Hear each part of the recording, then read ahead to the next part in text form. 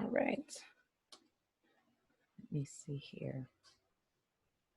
And again, if you have any questions, please wait for till the end of the presentation or add it into the group chat. And I do have other people who are also here representing Metro who will be assisting. So for the agenda today, like I mentioned earlier, my name is Regine Crispin. I'm the Housing Consumer Education Center Manager at Metro Housing. I've been at Metro Housing for 9 years, and I work closely with the RAFT manager, the assistant director of the programs, and multiple people who are also on this call. We do have today 2 RAFT managers on the call this morning. Both of the RAFT managers that are on this call have been recently promoted. That is Melissa Donalds. She's on there as well. And we also have Darnell Wallace, who's also on this call as well. So we've promoted 2 staff into the RAFT manager position. So they will be on this call for the beginning. And if you have more questions, we'll answer those at the end. We are going to go over the fact sheet, the RAFT ERMA during the COVID-19. There's a lot of confusion on which documents are needed in order for us to process the application. So we will go into that as well, the application, and also additional resources and questions. All of the materials, if you did not receive them prior to this call, you will receive them after this meeting as well. So that's why I'm asking for everyone to send their information on this group chat so that we are able to share all of that information with you. So the RAFT and ERMA mission, the RAFT and ERMA mission is to prevent homelessness for households facing housing crisis in Massachusetts. For the ERMA, it's to assist families and homeowners who are facing crisis to pay their rent or mortgage due to COVID-19. It is a flexible benefit. All interventions focus on helping to develop and maintain housing. It's still up to $4,000 within 12 months. The main difference within ERMA is that it focuses on families who are 50 to 80% area median income. So the original RAFT program was focused on families from 0 to 50% AMI. And in this case for ERMA, it is 50 to 80% AMI. Let me just see here. As far as eligible housing crises for the RAFT program, the eligible housing crises are eviction, doubled up, utility shutoff notices or utility arrears. Maybe the person is currently homeless and they're seeking assistance to move into another place. For the ERMA program, the housing crisis can only be rent or mortgage arrears. This program is really focused on families who are ongoing facing issues with paying their rent at this time. Let me just see here. And this fact sheet is something that also DHCD had provided to us, so we will be able to share that information as well. The benefit limit is still up to $4,000. I know that there is conversation about the RAFT program being up to $10,000. We do not have guidance regarding that right now. So right now, anyone who is applying for the program is applying for the program so that it could be for $4,000, excuse me. Let me see here.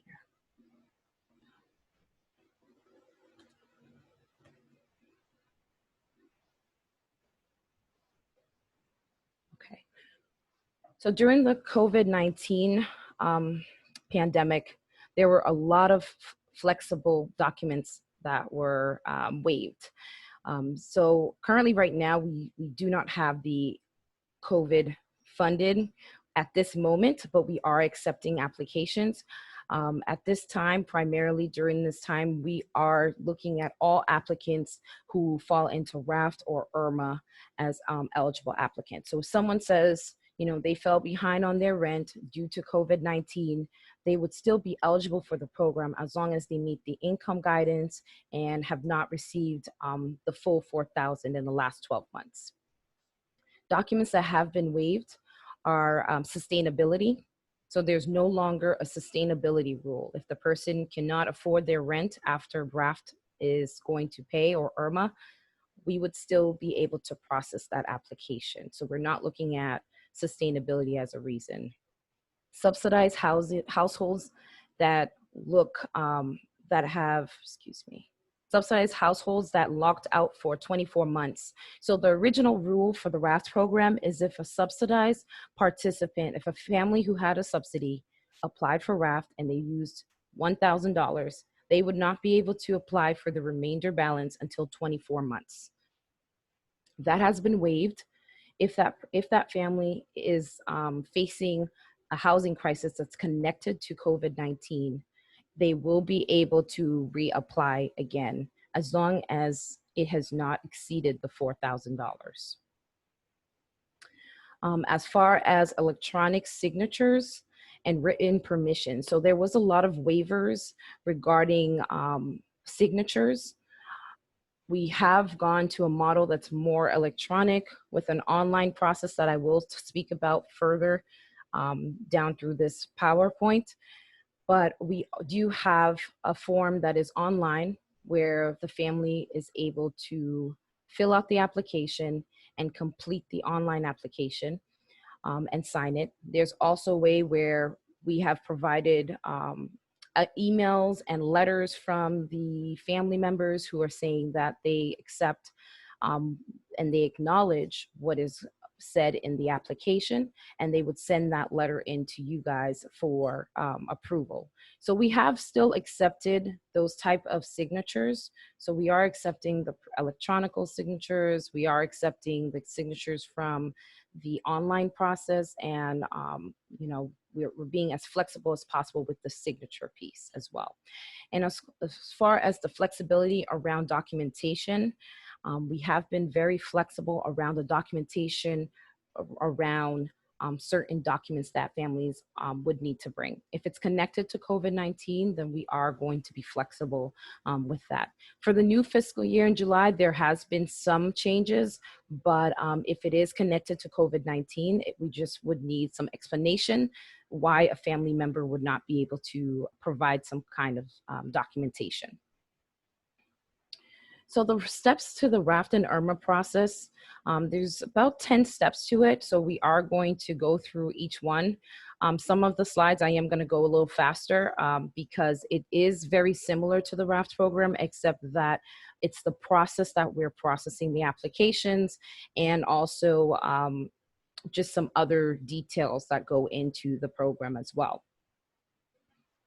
So the first part when trying to determine eligibility is the housing crisis. So this is a list of all of the housing crises that a family would be able to fall into for eligibility. So this crisis list is what we look at Metro Housing to determine what's the person's situation. Are they being behind on their rent? Are they currently homeless and they cannot stay where they are, so they need security deposit and first month's rent, health and safety, foreclosure, mortgage arrears, severe overcrowding, natural disaster, domestic violence, and utility arrears. So this is the list that we go by. So anyone that you are sending in to us to apply for the program needs to fit in one of these bullets for a housing crisis.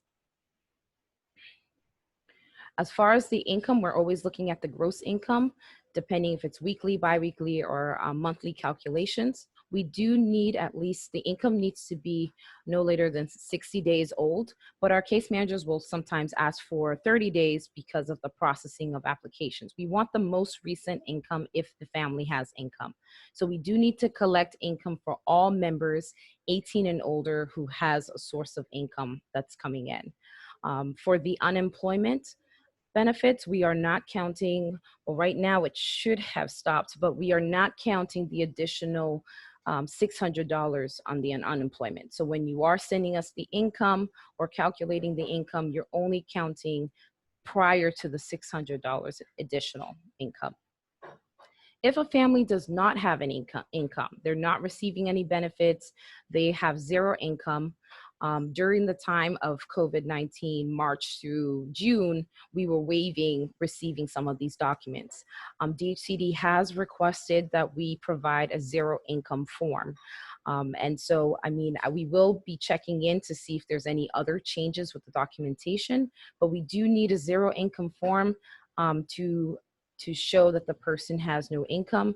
On the application, it does say to click on zero if there's no income at all. So we are trying to check back to see if that's something that can be waived. But at this time, for the new fiscal year, we do need a zero income form to be completed if there's no income in the household. For deductions, we're able to count child support that the person pays for, tuition, and childcare as a deduction out of the income.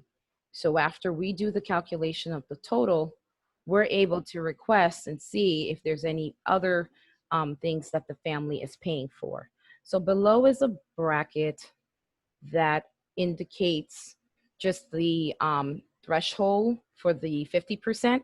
So if a family is three members in a household, they cannot exceed 51,200. So this is just the threshold for 0 to 50% for RAFT. For ERMA, it is 50 to 80%. So I also just placed in just to show the difference of the income there. And of course, if there's more family members, we can. We also do count if there is one adult and the adult is pregnant, we would consider that household as 2 household members in the household. So this is the newest form of the application. This came out last week. You will get this form if you haven't received it. It's an income self-certification form. So DHCD was aware that it was difficult for sometimes families to receive and get their third-party verification. So someone maybe is not able to go and get their pay stubs, or they're not able to get other income documentation from the third party. So they did add an income self-certification form. That income self-certification form, the family would fill out, head of household, the income that they're certifying that they receive, and they would choose the best option for them and write it out. So this is only for families who are not able to provide the documentation of their income, but they are receiving income. So they can self-certify that they're receiving income with this letter here. So this is new for the program. The application during March to June was 4 pages long. It was lovely, but for the new fiscal year, we did have to revise the application to go based on what DHCD's needs were. So there is a new application. Starting today, we are going to be using this application for moving forward for FY21. So the first part of that application is the screening tool. And so this PowerPoint has 3 documents on it. Again, this is all going to be submitted to you. And what it's going through is it wants to know, and anything that you're not sure about, then you can leave it blank because the case managers will find out. But it asks, what are the income guidance? So is the family 0 to 15%, 15 to 30, 30 to 50, or 50 to 60%? That's what it's asking. And then it's asking, what's the housing crisis of the family? So they have to meet one of these crises. So maybe they are in, I don't know, maybe they're behind on their rent, and they're behind on their rent due to COVID-19. And so on this column here, you would just select the best option that meets the housing crisis of that family. And on the bottom, it also says that. So anywhere that's graded, so anywhere that's a grayscale, which means that you're not filling in, anywhere that is filling in and you're not sure, so if you're not sure if the family falls into RAFT Upstream, RAFT COVID, or different programs here, it all depends on the income of the family, and also depends on their housing crisis. That's what this document is saying here. The second page of the document of the application is the housing screen, so the housing risk factor screen. So all members of who are applying for the RAFT program, we do need them to fill out this screen. So prior to this training, we were waiving the screens for COVID-19, but at this time, because we have not received the full contract for the funding, we want to be sure that we're capturing the screening questions here. So there's about 15 questions here. It's asking the person, what's their income? What's, is there anyone pregnant in the household? This is something that you are completing. The family is not completing this. So this is a screening tool that you're completing to send to us. And then the third page of the screening tool is just additional questions. It's the same questions from last fiscal year. And on this page here is where the manager from Metro Housing would sign off when they're reviewing it. Just some key tools for the program to think about when you are trying to determine if someone's eligible for the program. We do look at the housing crisis. We know that we can't waive the housing crisis depending on the circumstance. It needs to show that it meets what the housing crisis is for RAFT and ERMA. For the income, it can never be waived, but the only thing that now we're able to do is we're able to allow families to self-certify their income with that document that I just showed. And then the screen must be completed. The screening tool must be completed at this time. Once we get guidance to waive the screening tool, we will send out a memo and let everyone know of that. Step 4 of the application is, excuse me, I just want to be sure. Step 4 of the application is something that all of you are already doing, which is sending the referral and application to the HCC referrals mailbox. So that's being monitored by about 4 different people. Right now it's being monitored by Darnell Wallace. And so what happens is you send in your referral, he looks through the referral and he assigns it to a case manager. If everything is completed with it, so we receive all the documents, ID, social security cards, if applicable, property owner documents, he's able to process certain applications a little bit faster with all of the documentations there.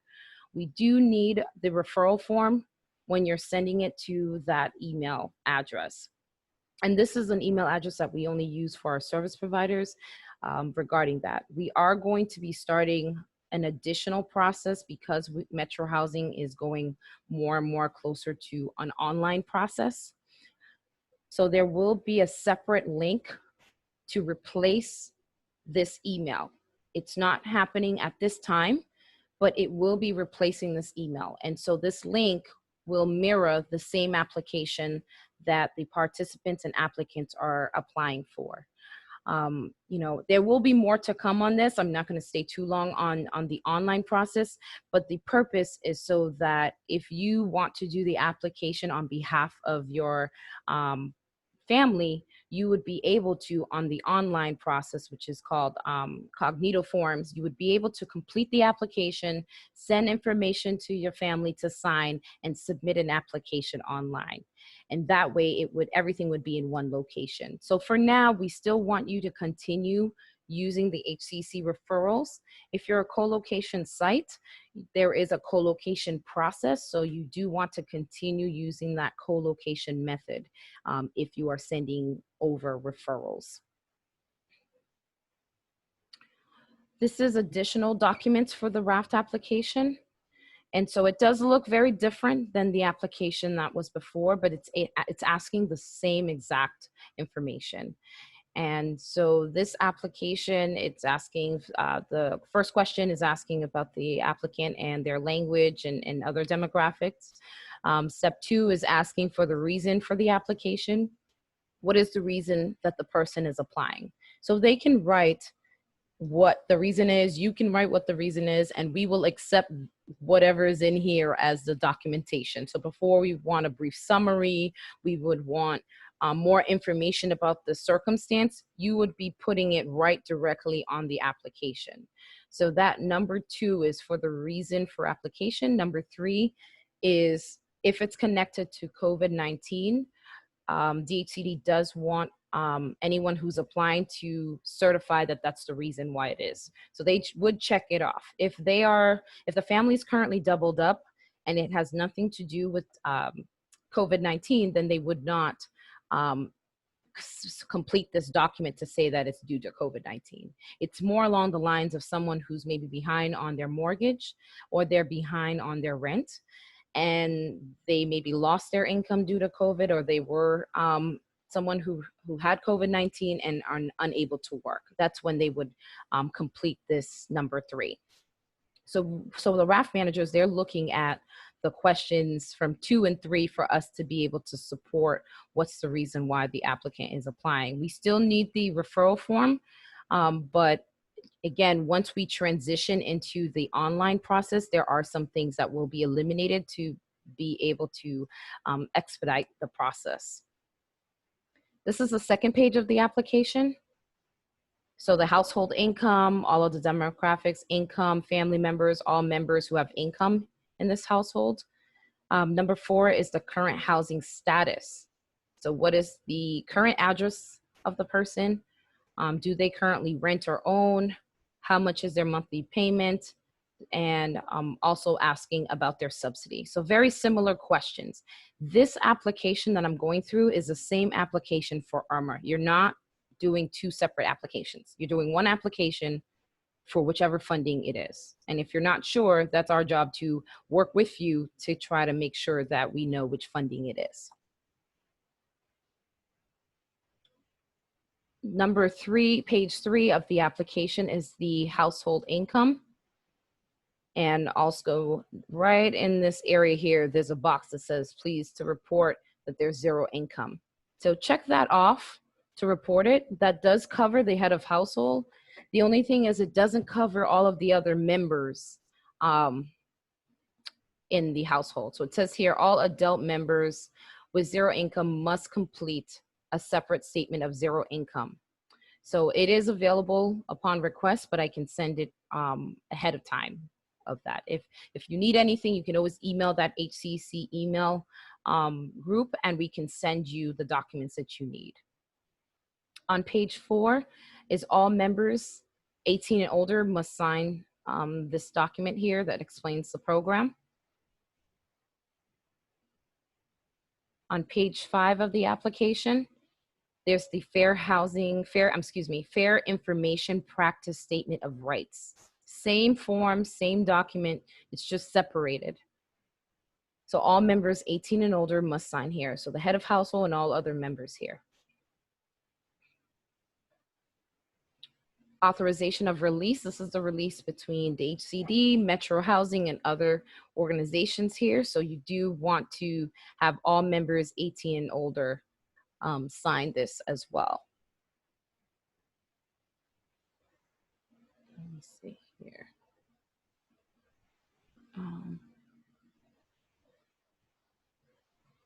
And the next page after that is the participant contract.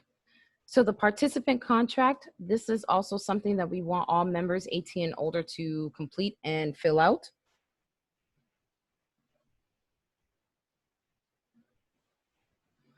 And this is a list of all the, like a document checklist. So we hear that sometimes people want a checklist to know what everything is included in the application. So we do need IDs, socials, if applicable for the family, documentation of current housing and primary residence. So we always need proof of where the family is currently living, the address, and proof of where they're going to. So we don't need the lease sign for them to apply. We just need to know that there's a potential apartment available with the address and information. We also do need the eligible housing crisis and the financial hardship piece. We are taking self-certification for financial hardship if it's connected to COVID-19. So same documentation for income, W-9, and proof of ownership if that is that we're paying a property owner for arrears, or if we're paying for startup costs, we do need the property owner documents as well. And there's an area here that you can add more to the documents. Everything on this application mirrors exactly what the applicants are filling out online. So it all is the same. This is for staff use only, but we are requesting that you complete this so that we know what is the amount that you're requesting. So this page here is if you are requesting for rent arrears, we need you to just put the amount here. If it's for mortgage, same. And wherever it's gray, is an area that you are not allowed to write in. So, for example, for RAFT COVID-19 funding, any of these can be used. For RAFT ERMA, excuse me, for ERMA, only the arrears, mortgage, and the stipend can be used here. So it does kind of break down what can be used regarding that. And you would leave this area blank because this is an area that Metro Housing will sign off on. And the last part of the application is the housing plan. So the housing plan has always been part of the application, but there has been some waivers during March to June. It is required this fiscal year for the family to complete this housing plan. It's a budget plan where the family puts in what they receive as far as income, food stamp, fuel, their current rent and electricity and bills. And then they do want them to identify 2 barriers that may prevent the family from remaining housed. So they would write those 2 barriers and they would explain how they would, what they would stop that barrier from happening. And over here, they want to know, what is the support system of the family? Maybe it's not support system financially, maybe it's through emotional support, it's other types of support. Some people put church, some people put sports, whatever it is. They do want to know, what is that person's support system and what does it look like and who is it? And then the participant, the applicant who's applying, would sign off right in this area here and date it. So the required documents other than the application is identification for all members of the household, social security cards for household members who have a social security card. If they are undocumented, they do not need to provide any information. You can leave that area blank, or you can put in 8888 all the way down. That indicates to us that the person has no social security. If the person does not have a social security card, but they have a social, we still need to document that. So we can use any government documentation to show a social. It can be the person's W-2s that has their name and their social security. It could be maybe their Boston Housing Authority lease that says the names of the members of the household and their social. That's only if the family has a social that we would need that. Proof of income, all members 19 and over. It's usually we say 18, but it can be 19 and older. Benefit letters, different things. We do need them 30 days and no later than 60 days old. We are still waiving the income as far as when the document received. So someone says they only have their social security information from 6 months ago, we will still accept it if it's connected to COVID-19. You just need to provide that explanation in the application that the family currently doesn't have X, Y, and Z. And you can also add it in the referral form that you're sending to us. Proof of housing, you need their lease or rent share letter. If it's a family that has a subsidy, we do need the tenant share lease. We need the lease that shows what their tenant share is, not the actual lease. That's if they have a subsidy. Proof of the crisis. We are still accepting the ledgers for crisis. For back rent, we're still accepting a letter from the property owner that says they owe this amount, an email. We're still accepting those as crises as well. And the financial hardship, we do need a self-written letter about the loss of income if that person has that, or the situation that caused them to need the assistance.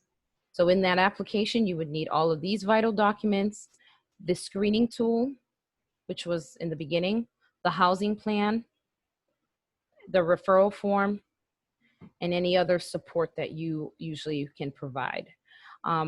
And like I mentioned earlier, there are some documentation that if it's connected to COVID-19, we are able to waive that, but we just need explanation on that. The step 6 is the property owner packet. So some of you already are submitting these packets with the property owner packet and others are not.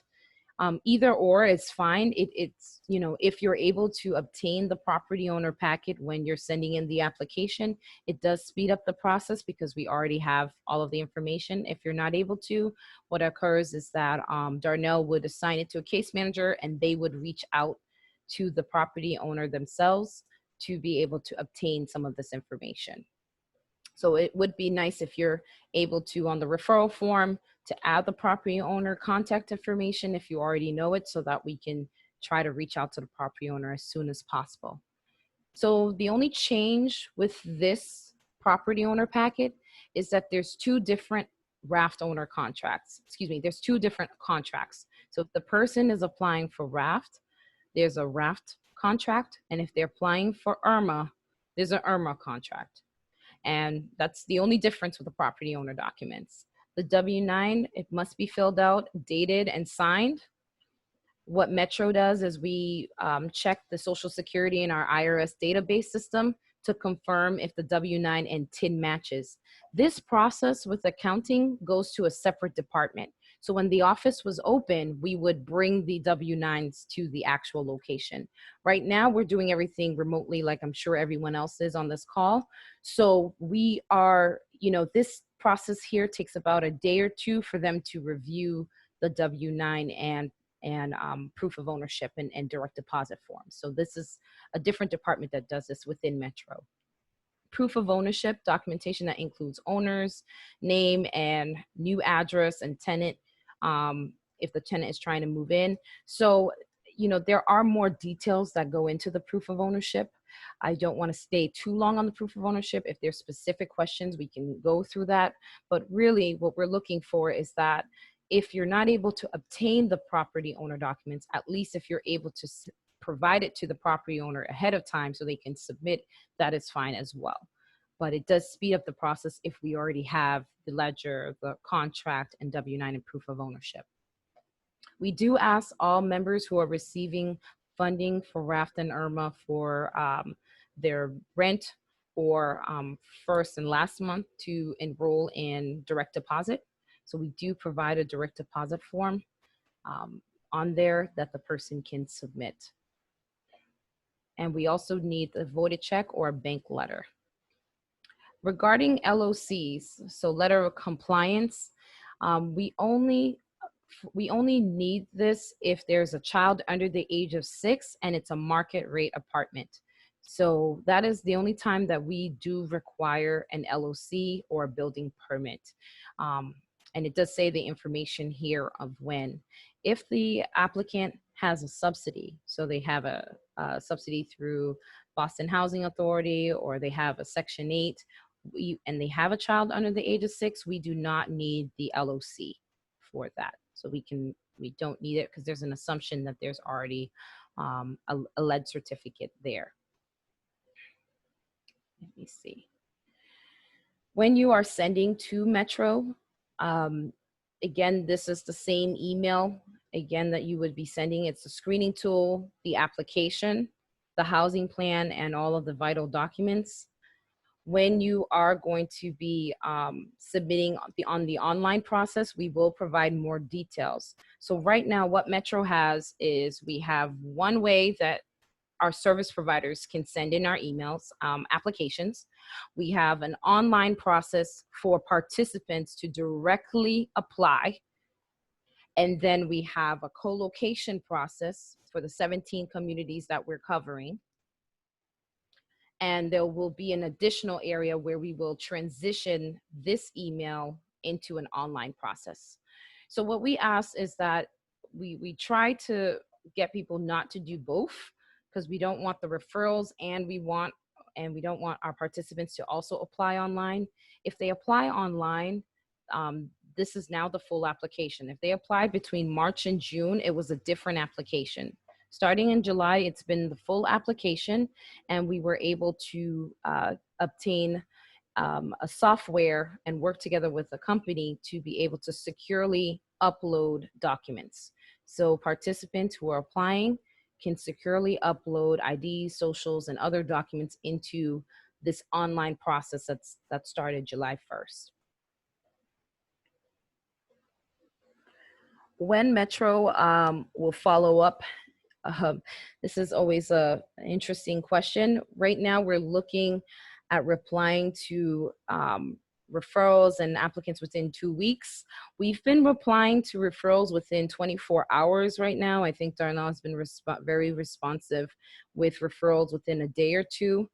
But we have received over 1,500 applications July 1st, and that that was all the online applications. So that's not including the referrals and applications that we receive from all of you guys as service providers, and that's not including referrals that come in through co-locations as well. So we've been trying to work through a lot of these referrals, so I do apologize if there's been any delay, but we are trying to make sure that we finalize some of these systems and processes.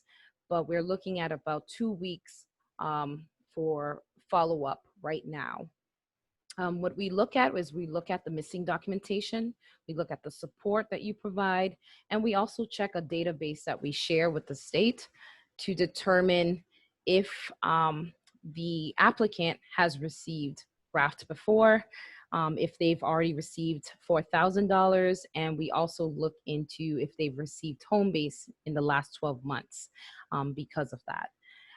And the other piece here that I do talk about in the end of the slide, but I wanted to talk about it now, is that subsidized applicants who are applying for RAFT or ERMA for arrears, usually RAFT for arrears, we can't access more than 6 months of their arrears. So we look at their full ledger and we cannot pay more than 6 months. So if you're not sure the amount that we can pay, you can leave that blank and just indicate that you're not sure the amount, but you know that the family owes a certain amount regarding that. And the approval process, once all documents have been received, file will be turned into the coordinator for approval. Once approved, then they will send a confirmation email. So for those who are on this call who are directly sending the RAFT application and property owner documents all at once, everything, income, everything, then there's a lot of steps that get cut and shortened because you've already submitted all the paperwork. And so it gets assigned to a staff person, they put it together, they submit it so that a manager can review. And once it's reviewed, then they're able to send an email to say that this person's confirmed and when we'll send out the payments. The last step, which is the payment process, Metro Housing provides payments on the 1st and the 15th of each month. For May and June, we did, because of the influx of applications, we did do check runs weekly. So we were cutting checks and distributing payments direct deposit weekly. So that's something that we may look into again for this fiscal year. But for right now, our standard payment issues are on the 1st and the 15th of the month. The deadline for the check run is 4 days before 1st and the 15th. This is not something that you would need to focus on, but just so you know that if we approve someone today, more than likely their application would be sent out, the payment would be sent out for the next approval date. So it could be that the next approval date is the 15th, or in this case, it would be for us the 21st. The 21st, because we are going to be doing things weekly shortly. Confirmation, if you do need a promissory letter, we haven't done those in a while, but if you do need them, then just indicate that information to the case manager so that they can follow up with the manager regarding the promissory. We usually provide emails because we're receiving so many applications, but if you do consist in need of something where a promissory is needed, we can get you something like that, a promissory letter to say we promise to pay on such and such date regarding that. Let me just see. Case manager must pass along approval to participant or vendors involved in accept furniture. So we do partner with a couple different vendors.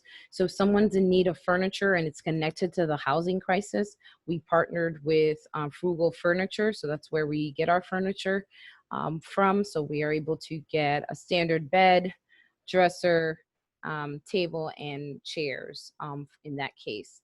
As far as movers, we do have a couple companies that we use for moving company as well, and they would send us an invoice of what it would cost to move the family from one place to another, if that was the case. So we do have additional information regarding that. Just some additional RAFT information. I'm briefly just going to go over the subsidized arrears rule, tax credit rules, financial hardship, upstream pilot program, and the RAFT payment guidelines and FAQs. And so this slide is really focusing on any participant who's applying, who has a subsidy.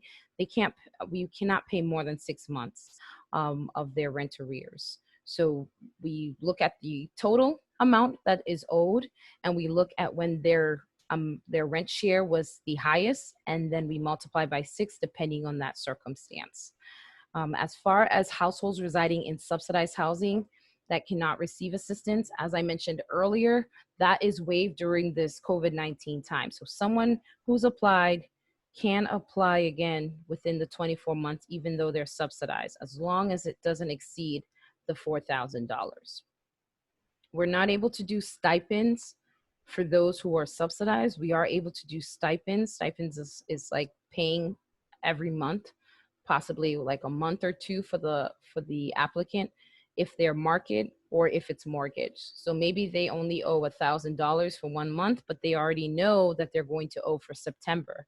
So what we would do is we would pay August, and then we would pay September, and we would pay maybe a utility bill at the same time regarding that. So the tax credit units, in determining whether a LIHTC unit should be considered subsidized, RAFT agencies will look at the tenant's portion of rent. And what they look at is they look to see, is the rent, the income, less than 50% of the client's rent share. And so this is a way that Metro Housing determines if the apartment that the person in is considered as subsidized, or is it considered as market. So this is something else that we do in addition to that regarding those things. Financial hardship. So let's just focus mostly on the bottom part here. So anyone who is applying right now, if it's connected to COVID-19, we would just need a self-written statement that their income was affected by COVID-19, or something was affected by COVID-19 that caused them to fall behind.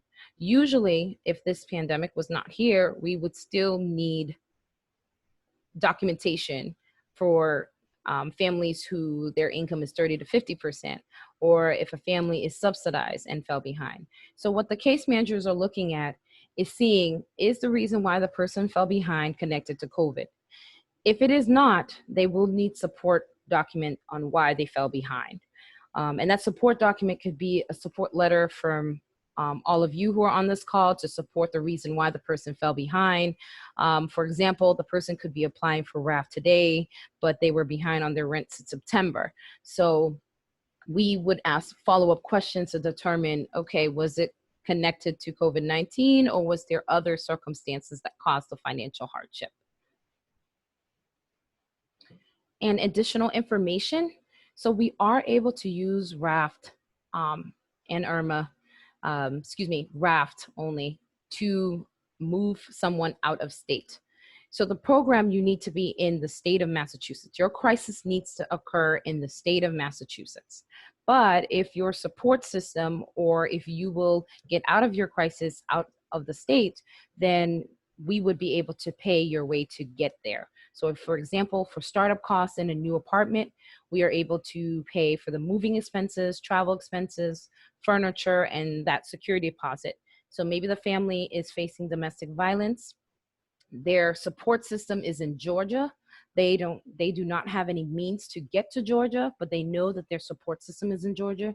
We would be able to pay for the flights to get the person to that location, whether it's a flight, whether it's traveling.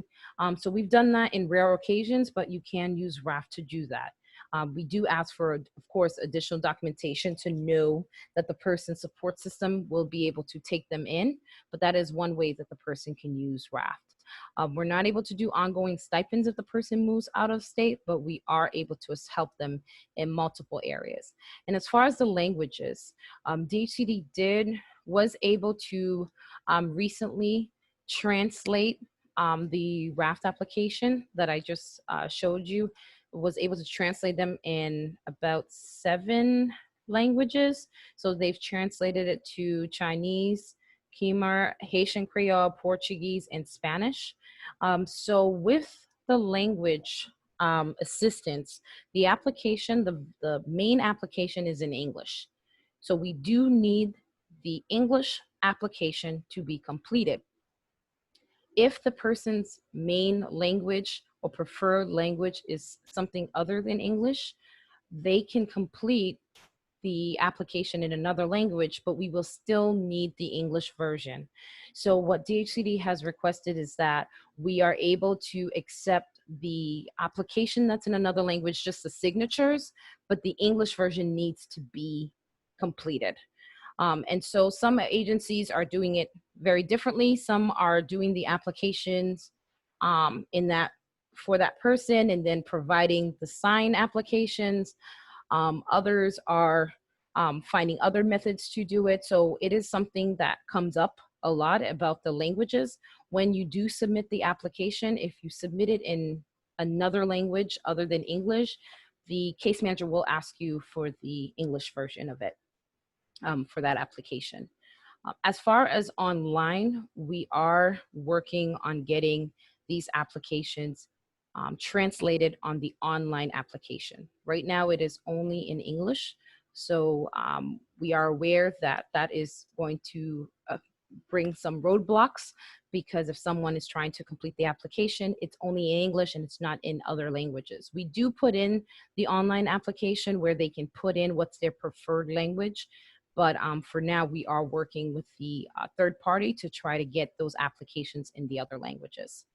Just keep in mind that once we get the applications in another language online, the participant would need to be able to fill out both. So we're trying to find a way that it could just transfer the information into English so that we wouldn't have the families do more paperwork regarding that area. Some additional services, the Housing Consumer Education Center, that's the program that I manage. It's also called the Housing Hub. We provide the information and resources. We are the point of contact when someone's saying, you know, I want to apply, I don't know what to do. We also receive all of the elected official referrals, the state referrals that come in, and the city referrals that come in. This team is kind of the main area of the team before the person can apply for RAFT. So if someone is looking for affordable housing, they're looking for housing search resources, or they're looking for trainings that will be up and coming soon, this is the area that they would be able to do that. There's 9 of the HCCs across the state. So this website is the website where you can determine which agency is the location for you. This for Metro Housing Boston, we cover Boston and 30 communities. If someone is outside of our region, we would refer them out to the region that is covering that area. And there's also a DHCD locator here. This is what I use if someone's living in an area that I'm not sure what organization administers RAFT and ERMA. So you are able to click on this website and to find out which area covers that. So this is the end of the presentation. For questions, there's also going to be a survey that's going to be sent out, I believe either in the chat or in an email, but I wanted to make sure I was mindful with everyone's time, because I know it's hard to get everyone on here. So let me just stop my sharing here so I can get some questions. Thank you, everyone. I know that was a lot of information, but I wanted to make sure I got through everything. Again, you will be able to get all of this information I noticed that some people did put in their email. Please put in your email address or send us the point of person to send this information to. But I can go ahead and start with questions. Melissa, I'm not sure if you were able to take a peek at any of the questions here. Yes, let me go to the first one.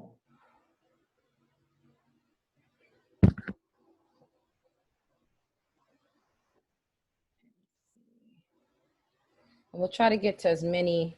I may have answered some of those questions, but just in case. One of the questions that I see is, with ERMA, the only arrearage that homeowners can get help with is mortgage payments. Is there any thought to allowing homeowner assistance for more than mortgage payments? Right now, they can get only mortgage payments, but if it's something where the family or the homeowner is living in a particular area that we have additional funding, so Metro may have additional funding for a certain town that they may be able to use it for utilities, or they may be able to use it for other type of items. But if there's suggestions, please send those to us if they're, so that we can bring it up to the state. The next question that I see is, if someone fell into arrears due to COVID job loss but now lives in a shelter, would they be eligible for ERMA to apply to those arrears? So if they're in a shelter right now, it all depends on which shelter. If they're in a EA, emergency assistance shelter, then they would have access to $10,000 for the home-based program when exiting. If they're in a non-EA shelter, we wouldn't pay for their arrears, or it's arrears, right? The question was arrears. We wouldn't pay for their arrears for a location that they're no longer living in. The only time that we've done something like that is if it's preventing the person from moving to a stabilized apartment. So they currently are doubled up and they have arrears in a location that where there's a permanent housing opportunity and they can't get in because their permanent housing opportunity is saying you owe $1,000 somewhere else. That's the only time, but we wouldn't pay in that case. We would pay for startup costs for that person if they're not in a non-EA shelter. The next question I see says, does the threshold apply to income before COVID or now? Good question. So it applies only to income in the last 60 days. So what our case managers are doing are asking in the last 30 days, they ask for the most recent. In the last 30 days, what income have you received? A lot of people's income, they haven't received anything. Some people, they were receiving, under the table and they can't count it. So it's only the last 30 days that we're counting, but in the administrative plan, it will say we need to count the last 60 days. That's the only income that we look at. Another question is, to clarify, must we submit the FY21 screening tool even if we are doing the online application? My concern is the screening tool and online application will get de-linked and possibly lost if one is submitted by email and the other one is submitted in the online form. Yeah, good question. Yes, you do need to submit the screening tool. So the online application itself, so just a reminder, there's going to be 2 online ways to apply. Right now, we have not connected the service provider way. So right now, if you have a person that you're working with who said that you've already done it online, we actually have a system that Darnell, Melissa, Molly Buttman, and myself are able to see the applicant. And if you sent it to the HCC referrals, we're able to link it ourselves. But I can see how that concern can come up. So what we are trying to do is seeing how much of the application that we're able to add into the online piece for that. If a family received RAFT standard within the 12 months, but then became impacted by the pandemic, would they be able to apply to RAFT COVID? Can you repeat that one more time? Sorry. It says, if a family received RAFT standard within the 12 months, but then became impacted by the pandemic, would they be able to apply for RAFT COVID? Yes, as long as they have not received the full 4,000. So if they received the full 4,000 when they first applied, they can't apply again until next 12 months. Now that may change in the next 2 weeks, depending on what funding we've received. For those who may not know, they are looking at making sure that RAFT can be up to 10,000, but we have not received the guidance yet. And so once we receive that guidance, probably the plan is that people would be able to apply for the remainder balance for RAFT, but at this time, they can reapply as long as they have not exceeded the 4,000. What do we do in the event we are unable to get some documents filled out by the client in person due to no face-to-face contact and the client has no access to a computer or printer? Any chance someone can assist at Metro? So is the question asking like if there's a way to do like a face-to-face application? Sorry, I just want to make sure. I don't think so.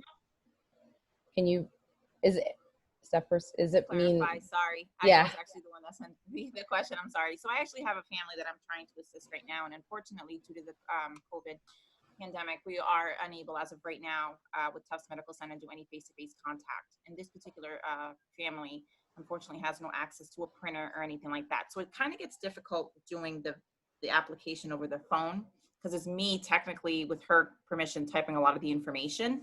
And so oftentimes I've ran into some issues with, you know, having them sign and stuff like that. So I guess the question is, if and when I do run into that issue again, what do we do in that event? I guess, I don't know if that makes sense, but they need the signatures on there. And I guess that's the tricky part since we can't have contact. Yeah, so the actual application itself that's not online, we're accepting signatures from a text message from the family saying that they understand the program and that they understand and allowing the application to be submitted. So we don't need actually the signature right now on the application. We do need it on the online application. So if a family can't do it online, then that would be, they're not able to do that because it's an electronic signature.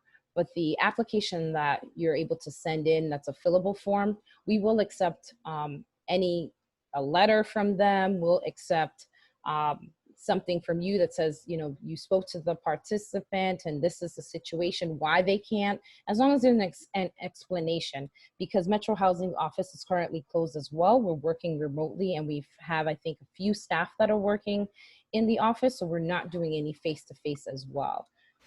Regarding that, but it's something that we can jot down that it's coming up a lot about the signatures. Okay, thank you. This is great. Well, thank you so much. No problem. Another question I see is for agencies that are not allowed to send social security numbers or cards unless it's encrypted, what should we do? Can we fax that info? You can fax that info. Right now, we will be having the secured online way to send it in, but right now when you're sending it in, if you need a fax number to send the documents, email that HCC referrals group for now and say that you have documents that you want to fax over, because we don't have a specific fax tied to that email. The case managers all have a fax number. So if you're working with someone that the case has already been assigned, just ask them for their fax number and they can send it to you. The fax number is a secured way to send it, and it does go into our email, but it's through a different portal.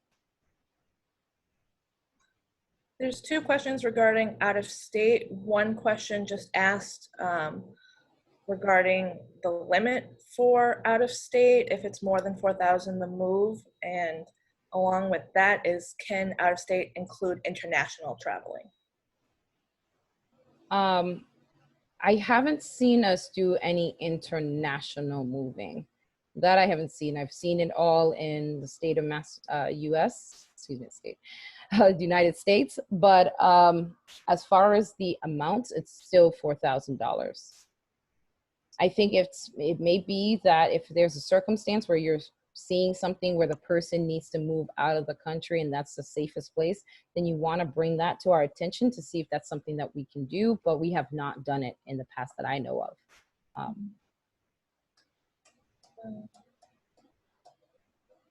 Another question asks, once an application has been received through the Cognito form, what is the best way for them to find out the case manager assigned to their application, and is it possible to supplement their application with the property owner packet?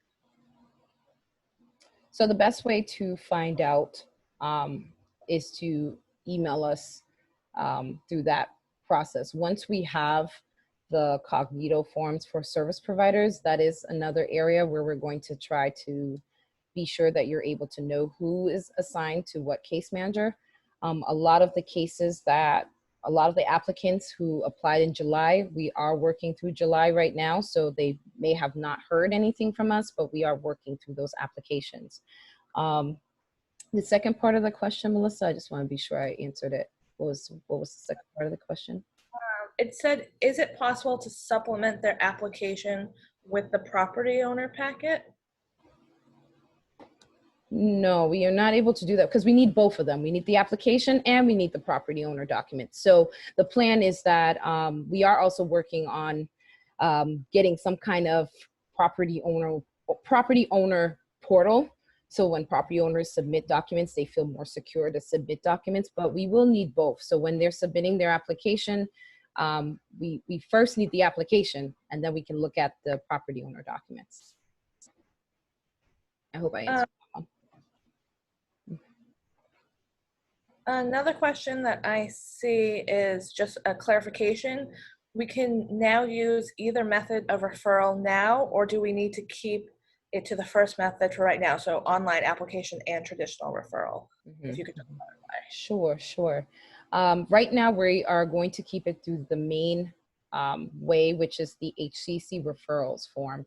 I wanted to give everyone a heads up that we're working on this referral system online so that you are able to do that application with the participants. So right now, you're still sending the referrals the same way through HCC referrals or through your co-location process. And you're sending those referrals with the referral form, with the application if you have it. We can send it to you fillable and any other documents that you have.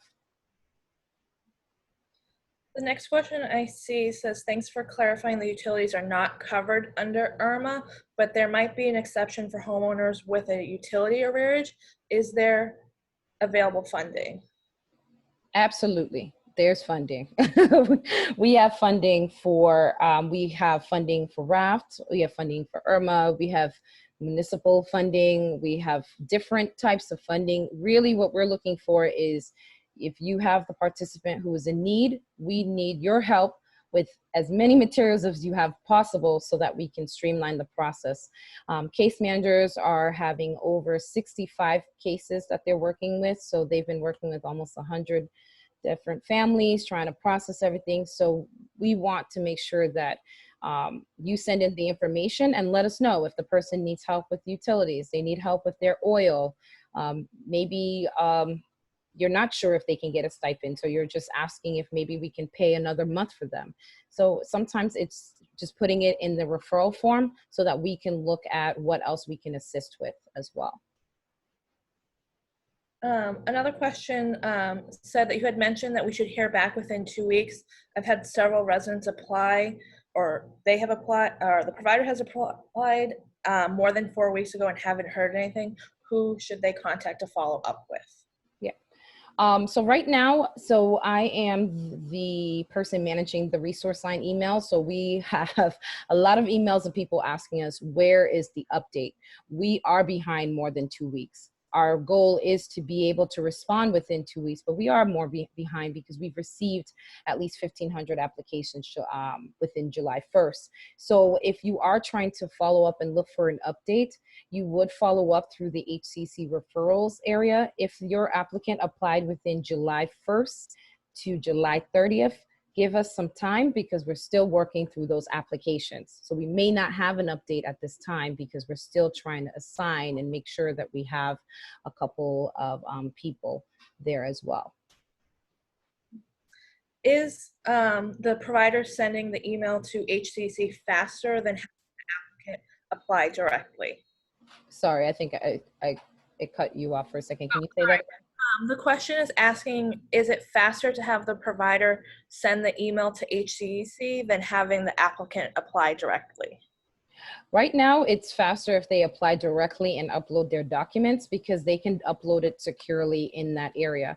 The reason why we like to use our service providers like you guys is because you're able to, you know, connect the dots if we're missing additional paperwork, if we are not clear with something. So if you are submitting service provider referrals, continue doing that.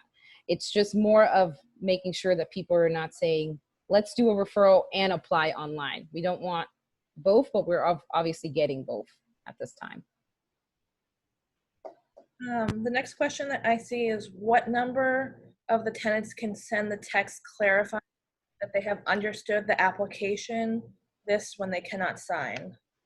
They would send it to you as the advocate, the service provider. So we would take that image and use it as support that they're saying to you that, you know, they read the application or they read it in their their preferred language, and that they understood the application and that they're not able to sign it, but they're giving you permission to submit.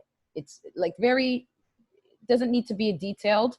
It's just a text message that they can send either to, if they, I'm not sure, some providers have a work cell phone.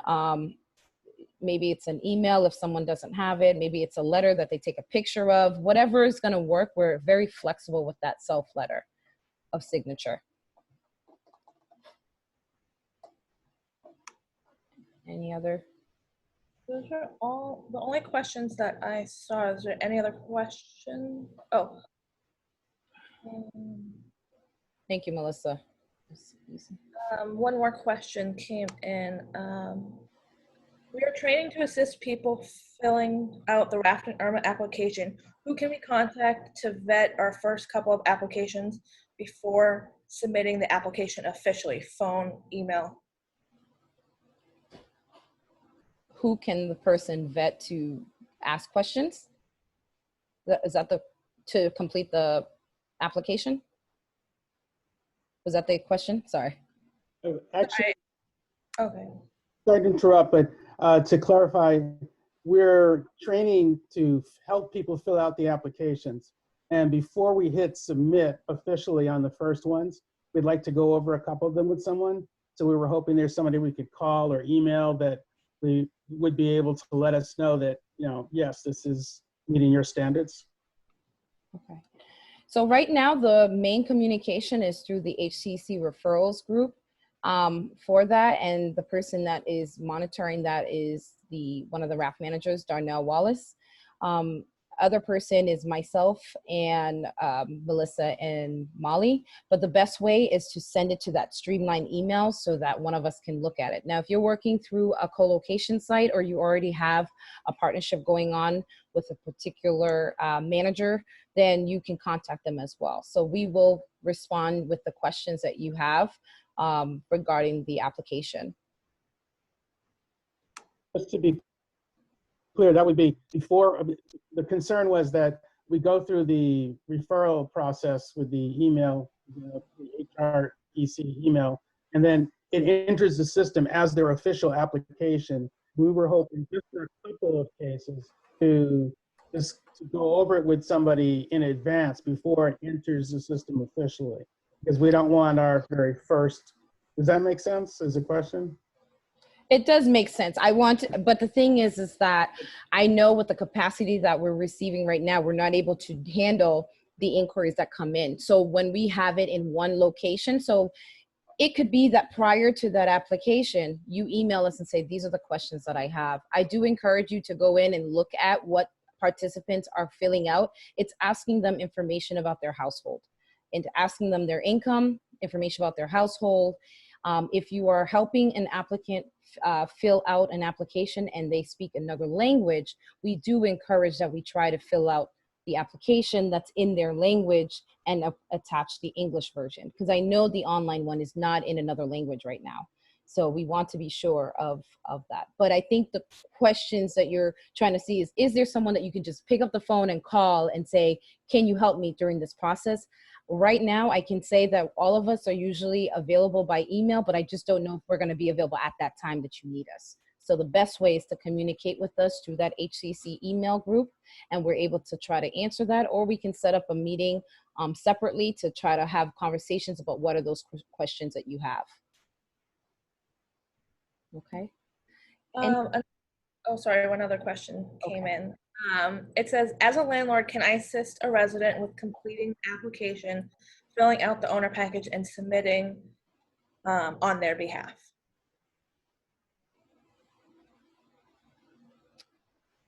Yes, but if it's online, we do need the applicant to sign it. So there's an option for them to do like a signing option. So like say you're the property owner or the liaison that works in the property management, and you're working with tenants that are in the apartment, you can help them do it, but the signature on the online piece needs to be them that sign it. But then there's the other piece of that application, the fillable form, which a lot of you are sending in, is the fillable form. That fillable form, you can complete it and we can get a self-letter statement saying that they are allowing you to send their application on their behalf. We have another. Yes, we have a Okay. couple. I think I'll be able to take maybe two more. Okay. See one right now. I think it might just be a clarification. Is the referral sent before the actual application or both at the same time? Good question. And these questions are helping me think about the process as well. So is the referral sent before the application, right? So if you are sending in the referral to the HCC referrals group, you're sending in the referral and you're sending in the fillable application, and you're sending in the screening tool and the housing plan. That's what you're sending in on the HCC side. Now, if your participant is saying, I already did my online application, and you're not sure if you should send in a referral, you could just email us and say, this person sent in an application, I'm working with them, I have all their vital documents, but this is what I can do. So we don't want people to send a referral and then send the application. It should come together. So it should come either in the HCC referrals mailbox or incognito. So in a couple of weeks, we'll be able to launch our online portal. We'll probably test it out a little bit to see if it really works well for everyone. And that piece will eliminate all of the back and forth with the emailing, and you'll be able to do everything online. So we're not there yet. So I think for the person that had asked earlier, you know, is there a way to walk us through this? I think we are going to need your help, everyone on this call, to kind of work with us and say, what are the things that you're seeing? What are the things that you're seeing that doesn't work, so that we can try to work on those pieces? And we're hearing, you know, a lot of different things that are coming up. So we are going to keep hearing any advice and suggestions that you guys have. One more question, Regine, and then Steve has a comment to make as well. The question is, do we still need to fill out a staff application? We've been helping with this piece as well, in addition to the new application, or is it just the HC referral and the new application now? The staff application. Folks like staff, I don't know if that means the for staff only page. Is someone, is the person that asked that question on the Yeah, call? I can ask it better. So you know how we were currently filling out a client application, a staff application, they're both fillable PDFs, and then the HCEC referral form. With the new application that you just showed, is it just that new application and the HCEC referral, or we still fill out the staff application? Okay, great. Yes, yes. Okay. I was like, which one is that? Okay, so you are filling out now the new application. So you're filling out the new application that you're filling out. You're filling out the referral form, the new application, the screening tool, and the housing plan. Melissa, did I miss anything else? I think those are the housing plan, application, screening tool, referral form. The staff only page is not like the old one where it was like 2 pages. The staff only page is like one sheet, and it's attached to the application that I will send. If we need to send you a different email, because I know I sent a lot of attachments, we can do that. But those are the documents that we would look for. It's the new RAFT and ERMA application, the screening tool, the referral form, and the housing plan. Got it. Thank you. Welcome. So those were all the questions that I saw in the chat. Steve Farrell from Metro Housing does have a comment to add to the presentation. Great. Thank you. Hi, Regine. How are you? Hi, I'm good. Thanks. Thank you everyone for joining, and I apologize. I was multitasking and had another call. But Regina, I think one of the questions you had was about the $10,000 limit that's been in the news. Is that right? Yes. Yeah, so just to clarify that it has passed the State House, it has received the governor's signature. The next step is for the Department of Housing and Community Development to issue guidance on how to implement that new threshold. So it's legislation, but we can't act on it as a partner with the state because they haven't given us the necessary guidance. It's new, and just like ERMA took a while for it to be launched and start to be implemented, this will take a little while as well. So I don't know if that is helpful or answers some of the initial question, but that's the scenario we are in currently. Thank you so much. Yes, it does. Thank you so much for clarifying that. You're welcome. Thank you. So I want to thank everyone for joining us during this training. I know there was a lot of information, a lot of materials. This training is being recorded so that we can share it for those who weren't able to attend. A lot of the information is also updated from on our website that you can see as well. And there is going to be a link that has a survey that we'll be able to send you and provide you with. But I do want to thank everyone for their time today, and I hope everyone has a wonderful day as well.